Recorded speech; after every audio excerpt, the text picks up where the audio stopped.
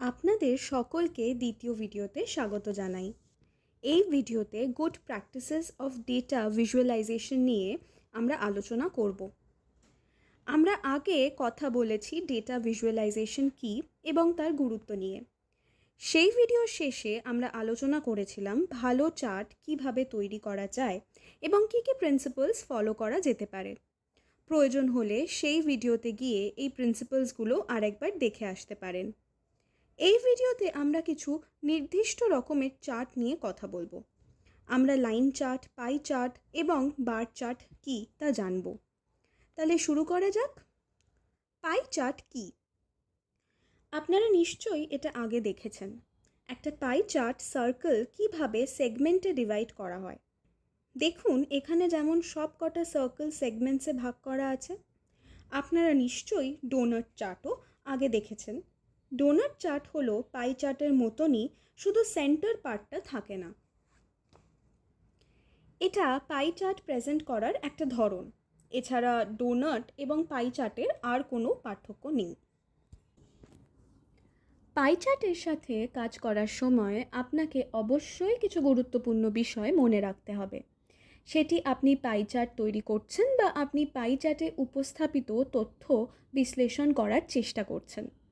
সবচেয়ে গুরুত্বপূর্ণ হলো এই যে পাই চার্টের সব সেগমেন্টের যোগ 100% হচ্ছে কিনা।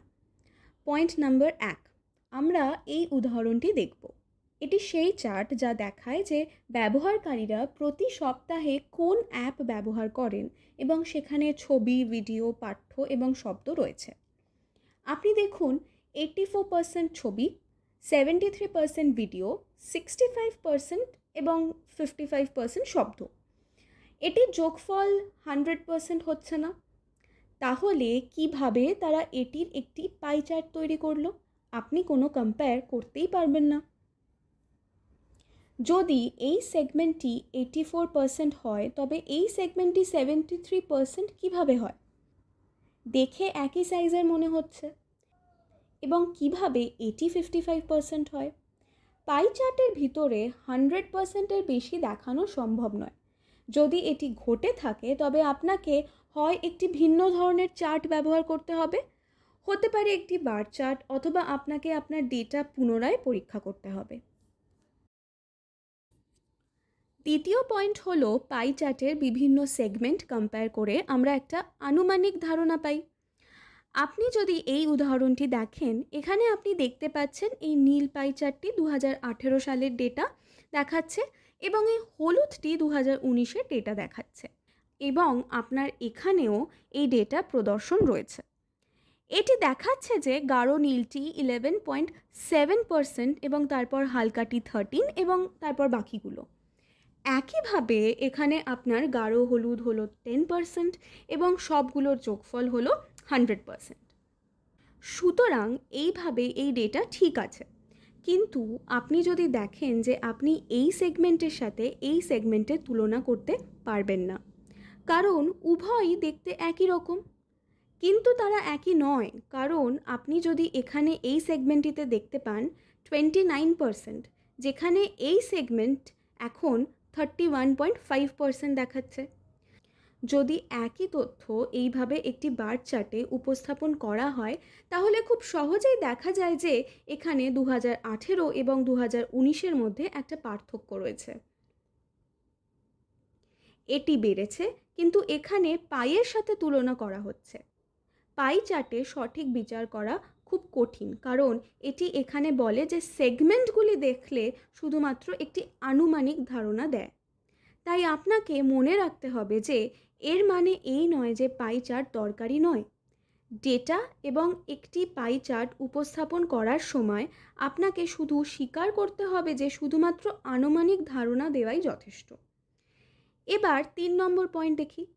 3 বা 4টি বেশি সেগমেন্ট ব্যবহার করলে পাই চার্ট পড়তে অসুবিধা হতে পারে।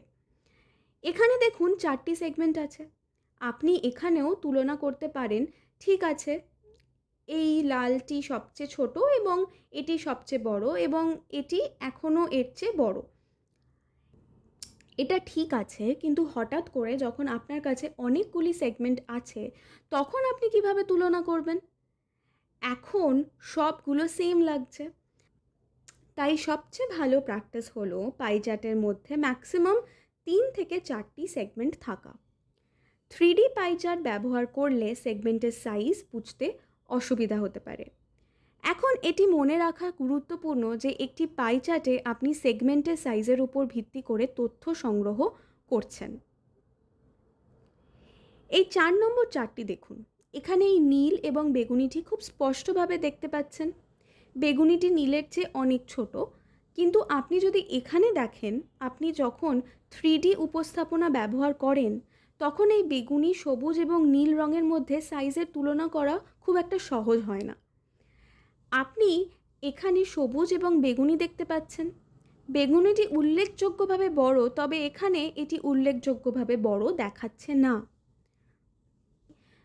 আপনি জানেন যে আমরা শুধুমাত্র একটি আনুমানিক ধারণা নিচ্ছি। যদি আপনি এইভাবে চার্ট উপস্থাপনা করেন তবে কেউ মনে করতে পারে বেগুনি এবং সবুজ মোটামুটি একই রকম। কিন্তু আপনি যদি এইভাবে চার্টটি উপস্থাপনা করেন তবে আপনি দেখতে পাবেন আসলে বেগুনি সবুজের চেয়ে অনেক বড়। তাই এটা জানা জরুরি, 3D ফ্যাশনে যে কোনো চার্ট উপস্থাপনা করলে চার্টের অর্থ সম্পূর্ণভাবে পরিবর্তন হয়ে যেতে পারে। এখন এখানে একটি চার্টের উদাহরণ দেখুন। এখন কেন এটি একটি ভালো চার্ট আপনি দেখুন। এটির একটি টাইটেল রয়েছে যার থেকে আপনি স্পষ্টভাবে বুঝতে পারছেন অর্ধেকেরও বেশি ইন্টারনেট ব্যবহারকারী গুগল ক্রোম ব্যবহার করেন। তারপর এটির রং এবং ফন্ট সাইজটির জন্য পড়তে সুবিধা হচ্ছে। এখানে রঙের পার্থক্য বোঝা সহজ। আপনি যদি এই পাই চার্টটি দেখেন তবে নীলের বিভিন্ন শেডের তুলনা করা খুব কঠিন হয়ে যাচ্ছিল। তারা দেখতে খুবই একই রকম, কিন্তু এখানে আপনি খুব সহজেই বিভিন্ন রঙের তুলনা করতে পারেন এবং ফন্টগুলিও সহজে পড়া যাচ্ছে। তারপর ডেটা মান সহ স্পষ্ট লেবেল রয়েছে। খুব পরিষ্কারভাবে দেখা যাচ্ছে ক্রোম 64% এবং সাফারি 18%। এই পাই চার্ট শুধুমাত্র একটি তথ্য দিচ্ছে, একটি একাধিক তথ্য দেওয়ার চেষ্টা করছে না। শুধুমাত্র একটি চার্টে এটি একটি পয়েন্ট তৈরি করছে এবং সেই একটি পয়েন্ট হলো কত শতাংশ ব্যবহারকারী কোন ব্রাউজারটি ব্যবহার করেন। এটি আপনাকে এর চেয়ে বেশি কিছু বলার চেষ্টা করছে না। এখানে প্রত্যেকটা সেগমেন্ট যোগ করলে 100% হচ্ছে, যা একটি পাই চার্ট উপস্থাপন করার জন্য খুব গুরুত্বপূর্ণ পয়েন্ট।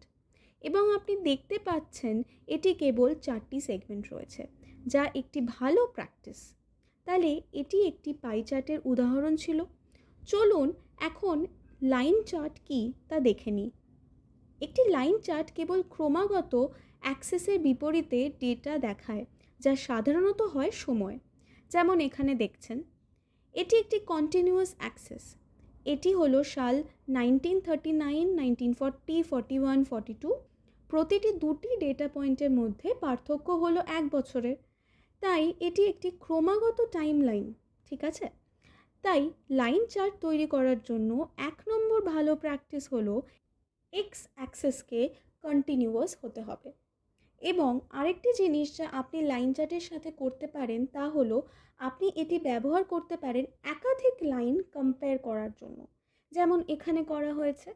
এখানে আপনি দেখুন নীল, কমলা এবং লাল লাইন আছে।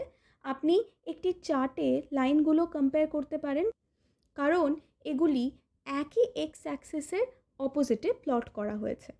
কিন্তু আপনার যদি অনেকগুলো লাইন থাকে তবে তুলনা করা খুব কঠিন হতে পারে, কারণ আপনি এখানে চার্ট নাম্বার 3টা দেখুন। একই চার্টে 6টি লাইন আঁকা আছে। এখানে আরেকটা ভুল আছে, তা হলো এখানে আপনি দেখতে পাচ্ছেন এটি একটি কন্টিনিউয়াস অ্যাক্সেস নয়। আপনি দেখতে পাচ্ছেন এখানে primary, upper primary, elementary, secondary. এটি কন্টিনিউয়াস অ্যাক্সেস নয়, কিন্তু এই ক্ষেত্রে এটা কাজ করছে। কিন্তু আদর্শভাবে এটি লাইন চার্ট হওয়া উচিত নয়, এটি একটি স্ক্যাটার প্লট হওয়া উচিত ছিল। স্ক্যাটার প্লট মানে শুধুমাত্র বিন্দু থাকবে। এখানে আপনার কাছে তাদের সংযোগকারী লাইন নেই, কারণ তাদের সংযোগকারী লাইনটির অর্থ হলো দুইটি বিন্দুর মাঝখানেও কিছু বিন্দু রয়েছে। কিন্তু এখানে ব্যাপারটা তা নয়। এখানে এক্স অ্যাক্সিসটি ভুল। কিন্তু একাধিক লাইন সম্পর্কে কথা বলতে গেলে আপনি দেখবেন যখন আপনার একটি চার্ট অনেকগুলো লাইন থাকবে এবং দুটি লাইনের মধ্যে ব্যবধান খুব কম হয়, তখন চার্টটি পড়া খুব কঠিন হয়ে পড়ে এবং সবশেষে ওয়াই অ্যাক্সিস পরিবর্তন করা হলে চার্টের অর্থ সম্পূর্ণভাবে পরিবর্তন হয়ে যায়। আপনি এখানে দেখতে পাচ্ছেন একটি কারেন্সি এক্সচেঞ্জ চার্ট। এটি ZZD কারেন্সি থেকে QQY কারেন্সির এক্সচেঞ্জ রেট দেখাচ্ছে এবং আপনি দেখতে পাচ্ছেন এটি মার্চ 2019 থেকে সেপ্টেম্বর 2020 পর্যন্ত দেখাচ্ছে। এটি খুব উল্লেখযোগ্যভাবে বেড়েছে এবং কমেছে, কারণ ওয়াই অ্যাক্সিস বেছে নেওয়া হয়েছে অ্যাজ 75 to 78, বা আপনি বলতে পারেন 74 to 79। আর আপনি দেখতে পাচ্ছেন এই ন্যারো রেঞ্জেও ভ্যালু খুব সিগনিফিকেন্টলি ওপর নিচে হয়েছে। কিন্তু আপনি যদি জুম আউট করেন এবং আপনি বলেন ওয়াই অ্যাক্সিস 0 থেকে 1, এটি খুব স্থিতিশীল দেখাবে। কিছু ক্ষেত্রে এটি সঠিক ব্যাখ্যা হতে পারে এবং কিছু ক্ষেত্রে এটা সঠিক ব্যাখ্যা নাও হতে পারে। তাই এটা মনে রাখতে হবে যে লাইন চার্টে ওয়াই অ্যাক্সিস পরিবর্তন করলে লাইন চার্টের ব্যাখ্যা সম্পূর্ণভাবে বদলে যেতে পারে। একইভাবে আমরা পাই চার্টে দেখেছি, যদি আপনি একটি 3D পাই চার্ট তৈরি করেন তবে তা পাই চার্টের ব্যাখ্যা সম্পূর্ণভাবে পরিবর্তন করে দেয়। তাই সংক্ষেপে বলতে গেলে একটা লাইন চার্টের পরিবর্তে একটি স্ক্যাটার প্লট বা একটি বার চার্ট কখনো কখনো ব্যবহার করা যেতে পারে। এখন আসুন একটি ভালো লাইন চার্টের উদাহরণ দেখি।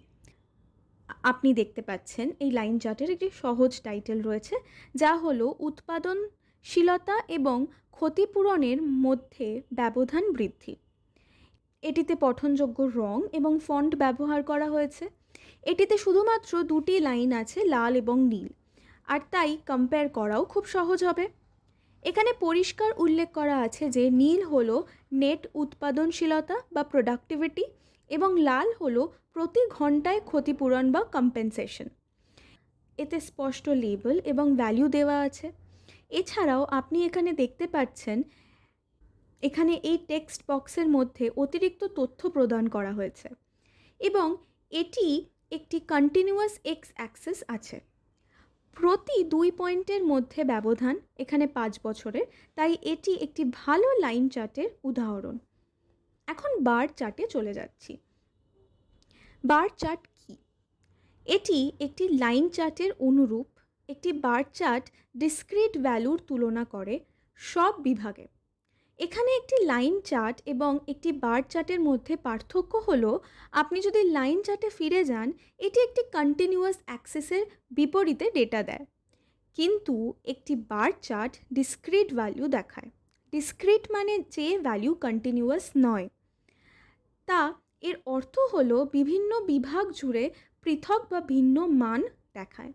এখন এক্স অ্যাক্সিস সাধারণত বিভাগগুলি দেখায় এবং ওয়াই অ্যাক্সিস মানগুলি দেখায়।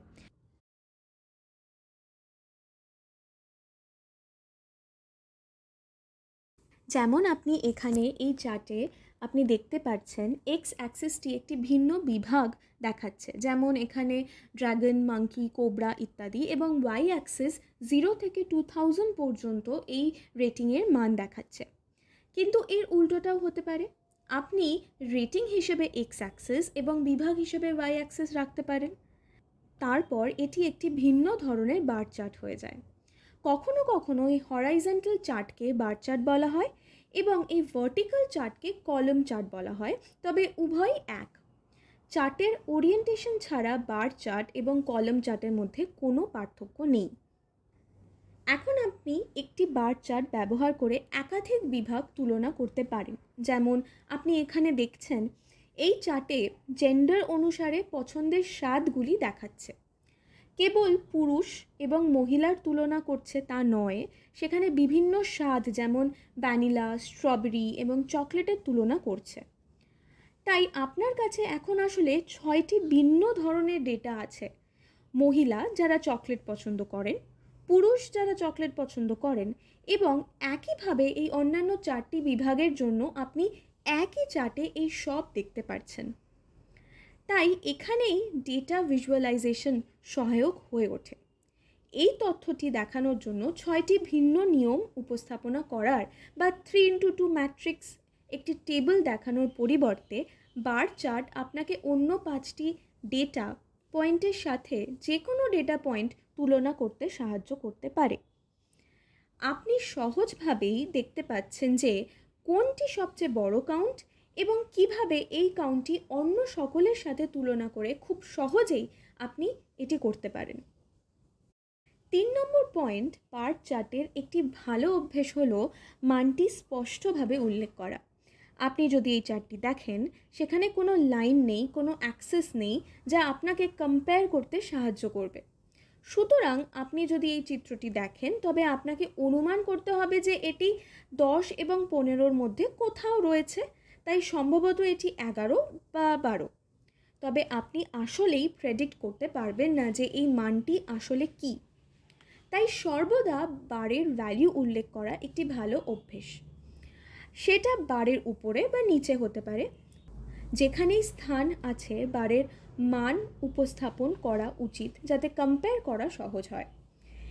এবং আবার লাইন চার্টের সাথে কাজ করার মতোই ওয়াই অ্যাক্সেস পরিবর্তন করলে ব্যাখ্যা সম্পূর্ণরূপে পরিবর্তন হয়ে যাবে। তাহলে যদি আপনি প্রথমটা দেখেন যে আমাদের প্রোডাক্ট বনাম তাদের প্রোডাক্টের জন্য ভ্যালু প্রায় 92 এবং আমাদের প্রোডাক্ট 95, তাই আপনি দেখতে পাচ্ছেন যে খুব বেশি পার্থক্য নেই। কিন্তু আপনি যদি ওয়াই অ্যাক্সেস পরিবর্তন করেন এবং আপনি গণনা শুরু করেন 90 থেকে, তাহলে দেখে মনে হচ্ছে আমাদের প্রোডাক্ট তাদের প্রোডাক্টের চেয়ে অনেক বেশি ভালো, প্রায় 3 গুণ ভালো। কিন্তু এটা সঠিক নয়। তাই ওয়াই অ্যাক্সেস পরিবর্তন করলে বার চার্টের অর্থও পরিবর্তন হয়ে যায়। ঠিক যেমন একটি লাইন চার্টে হয়। আমি আপনাকে এখানে একটি টিপ দিতে চাই যে যদি খুব কম বার থাকে, যেমন এইটার মতো মাত্র 3টে বা 4টে আছে, এবং সমস্ত সংখ্যার যোগফল 100% হয়, তাহলে আপনি এই তথ্য কমিউনিকেট করতে একটি পাই চার্ট ব্যবহার করতে পারেন। যদি একটি পাই চার্ট এই ক্ষেত্রে আরও কার্যকরভাবে তথ্য কমিউনিকেট করতে পারে, তাহলে আপনার অবশ্যই একটি বার চার্টের পরিবর্তে পাই চার্ট ব্যবহার করা উচিত। আরেক ধরনের বার চার্টকে বলা হয় স্ট্যাকড বার চার্ট, যেখানে মানগুলি একে অপরের উপর স্ট্যাক করা থাকে এবং দুটি মানের যোগফল 100% হয়। সুতরাং এইগুলি একটি বার চার্টের জন্য উপলব্ধ বিভিন্ন বিকল্প, কিন্তু এই বিকল্পগুলি শুধুমাত্র নির্দিষ্ট ক্ষেত্রে কার্যকর। আপনার সবসময় এগুলি আলাদা বা নতুন দেখাচ্ছে বলে ব্যবহার করা উচিত নয়। আসুন একটি ভালো বার চার্টের উদাহরণ দেখি। এখানেও একটি সহজ টাইটেল দেওয়া হয়েছে। এটি মহারাষ্ট্রে শিশুদের বৃদ্ধির ইন্ডিকেটরকে জাতীয় গড়ের সাথে তুলনা করছে। এখানে পঠনযোগ্য রং ব্যবহার হয়েছে। এখানে লাল এবং নীল রঙের স্কিম রয়েছে। এটি উপযুক্ত স্কেল ব্যবহার করছে 0 থেকে প্রায় 40% 50% পর্যন্ত। এটি ক্লাটার্ড দেখাচ্ছে না। তথ্যটি খুব সুন্দরভাবে আলাদা করা হয়েছে এবং এটিতে লেবেল এবং ডেটা ভ্যালু দেখা যাচ্ছে, যাতে আপনি খুব সুন্দরভাবে এই দুটি বারের তুলনা করতে পারেন।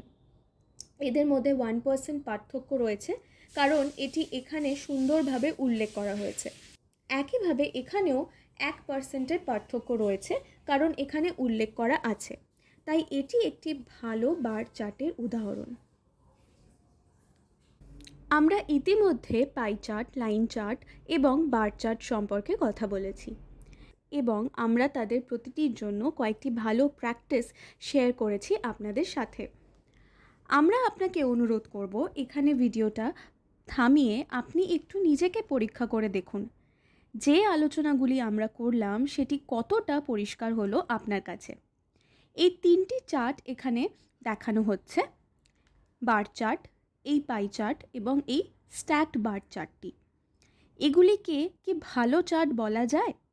ভালো চার্টের কোন উপাদান এখানে নেই? কোন ভালো প্র্যাকটিস এই চার্টগুলিতে আছে?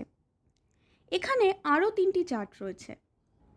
এখন আপনার কাছে কিছু line chart, 3D pie chart এবং আরেকটি বার চার্ট দেখাচ্ছি। আপনি কি মনে করেন যে এইগুলি ভালো চার্ট? ভিডিওটিকে পজ করে আমরা যে সমস্ত উপাদানগুলি নিয়ে কথা বলেছি সেগুলি দ্রুত একবার দেখে নিন। কিভাবে এই চার্টগুলি উন্নত করা যেতে পারে তার সম্পর্কে চিন্তা করুন। ঠিক আছে, এখন আমরা ডেটা ভিজুয়ালাইজেশন সম্পর্কে যে সমস্ত কথা বলেছি তা সামারাইজ করা যাক। এখানে কিছু ভুলের কথা বলা হয়েছে যা আমাদের ডেটা ভিজুয়ালাইজেশন তৈরি করার সময় এড়িয়ে চলা উচিত। 1 নম্বর ভুল হলো চার্টটি দেখতে যেন অপরিষ্কার বা ক্লাটার্ড না হয়। 2 নম্বর হলো একটি চার্টের দ্বারা অনেক কিছু বলার চেষ্টা করা। প্রতিটি চার্টে শুধু একটি পয়েন্ট রাখার চেষ্টা করুন। 3 নম্বর লেবেল বা ডেটা ভ্যালু না দেওয়া বা পড়তে অসুবিধা হয় এমন ফন্ট বা রং ব্যবহার করা। তারপর হলো ভুল স্কেল এবং ইউনিট ব্যবহার করা, যেমন আমরা ওয়াই অ্যাক্সিস দেখেছি। স্কেল সঠিক ব্যবহার করতে হবে, অন্যথা অর্থ পরিবর্তন হয়ে যাবে। তারপর অপ্রয়োজনীয় ডিজাইন যোগ না করা, যেমন 3D চার্ট। 3D চার্ট দেখতে অন্যরকম লাগলেও আপনার এটি ব্যবহার করা উচিত নয়, কারণ একটি 3D চার্ট ব্যবহার করলে আপনার ডেটার ব্যাখ্যা পরিবর্তন হয়ে যেতে পারে। এবং সবশেষে ডেটা সঠিক কিনা তা ডাবল চেক করবেন। কখনো কখনো আপনি একটি ডেটা ভিজুয়ালাইজেশনে কিছু রাখেন যেটা সত্যি বলে মনে হয় না, বা ডেটা এমন কিছু বলছে যা আপনি সাধারণত বিশ্বাস করেন না। তাহলে সম্ভব যে ডেটাতে কোনো ভুল আছে। তাই আপনি একটি ডেটা ভিজুয়ালাইজেশন উপস্থাপনা করার আগে আপনার সবসময় উচিত ডেটা ভালোভাবে চেক করে নেওয়া। সুতরাং আপনি যদি একসাথে এই সব কিছু করতে চান তাহলে মনে রাখতে হবে keep the data visualisation simple. আমরা কয়েক সপ্তাহ আগে ওয়েবিনারে উল্লেখ করেছিলাম সেই রিসোর্সেসগুলি এখানে দেওয়া হলো। মাইক্রোসফট সাপোর্ট ওয়েবসাইটটি দেখবেন এবং সেখানে প্রচুর দুর্দান্ত তথ্য এবং টিউটোরিয়াল ভিডিও উপলব্ধ রয়েছে। আপনি যদি কেবল ডেটা ভিজুয়ালাইজেশনের জন্য ইউটিউবে অনুসন্ধান করেন তবে আপনি অনেক আরও তথ্য পাবেন। ধন্যবাদ, আশা করি এটা আপনাদের সাহায্য করবে। দেখা হবে আবার পরবর্তী ভিডিওতে।